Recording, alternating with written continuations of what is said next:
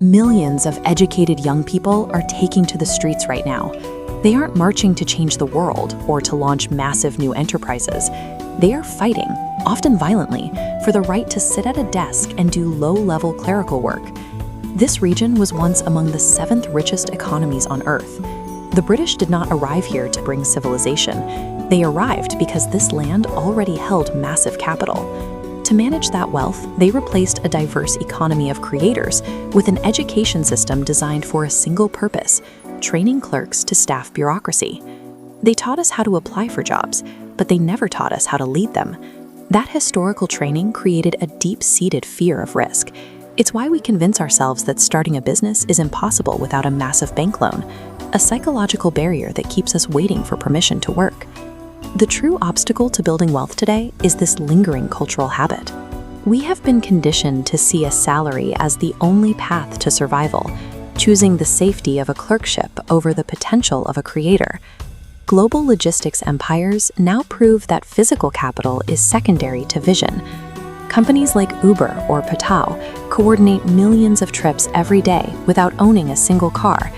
Their entire business exists within a layer of software and a specific way of thinking about transport. Singapore followed the same logic. Upon splitting from Malaysia, it was a resource-poor fishing village that had to buy its drinking water from neighbors. It became a global economic powerhouse by focusing on its strategic position rather than its lack of land or minerals. There is a classic case of 2 shoe salesmen sent to scout a new territory in Africa. The first salesman arrives, sees the local population, and immediately sends a message home. He tells his company the mission is a failure because nobody there wears shoes. A second salesman visits the same region and sees the same bare feet, but his message back to the office is urgent. He asks for every pair of shoes in the warehouse because he has found a market where everyone needs a product they don't yet own. Success in business requires training your mind to see these vacuums as opportunities. If you look at an empty market and only see what's missing, you will always find an excuse to stay an employee. Vision only works if you understand your audience. There is a story of a father who gives his son a weathered stone and tells him to find its value by visiting 3 different shops, but never actually selling it. A local grocer looks at the stone and offers the boy 1 taka. An antique dealer recognizes it as an old artifact and raises the offer to 100 taka. Finally, a specialized jeweler examines the stone under a lens. He realizes it is a rare uncut gem and offers the boy 1 lakh taka on the spot. The stone's nature never changed, but its value shifted based on the expertise of the buyer. If you open an IT firm in a city full of engineers, your skills are a commodity. If you open it in a region where technology is scarce but demand is rising, those same skills become a luxury. An idea has no inherent price tag. Its worth is defined by how well you understand the pulse of the people and whether you have the discipline to place it where it is actually needed. Once you find your market, you have to survive the process of becoming valuable. When a village needs a new temple idol, they go to the mountains to find the right stone, but the process is brutal. The first stone they select refuses to endure the pain of the chisel. It is left at the temple entrance as a floor tile.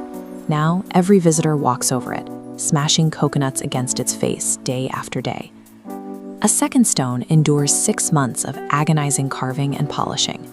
Because it survived that pressure, it is placed on the altar, where it receives the reverence and offerings of the entire village. In business, the chisel is the work of building skills. It is the grueling process of mastering communication and forcing yourself to analyze your own weaknesses and market threats. This analysis is often painful, but it is the only way to transform from a raw material into a finished leader. Market authority is never a gift. Fate is redirected only by those who are willing to endure the crucible of skill building and the daily grind of execution. A successful business without a moral foundation is simply a tool for destruction. Mahatma Gandhi identified commerce without ethics as a primary poison to society, one that eventually erodes the very character of the people involved. When the former rock star Junaid Jamshed pivoted to civil engineering, he sought a blueprint for a sustainable partnership. He was given 3 rules that had nothing to do with accounting and everything to do with character. He was told to eliminate all backbiting about his partners and to ensure his colleagues received the exact same standard of resources and respect that he claimed for himself. The final rule was to treat charity as a permanent member of the board. A portion of every profit is set aside for divine welfare, ensuring the business serves the community as much as it serves the owners. This ethical framework provides an enterprise with structural integrity. When partners prioritize transparency and fairness, they remove the internal friction that causes most businesses to collapse from within. Endurance depends on your motivation.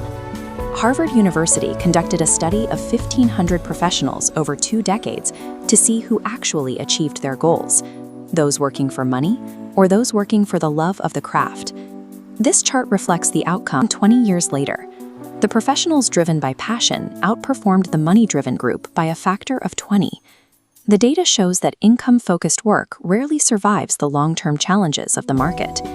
The Japanese call this state ikigai. A prisoner works because they are forced. A tourist works until they are bored. A person with ikigai does the work because the craft itself is the reward. Akij. Abdul Kalam once noted that most people waste their lives desperately chasing after butterflies. They hunt for wealth and status directly, often coming up empty-handed. His solution was to stop the chase.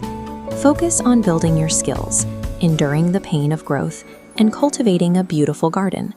If the garden is magnificent enough, the butterflies will come to you on their own.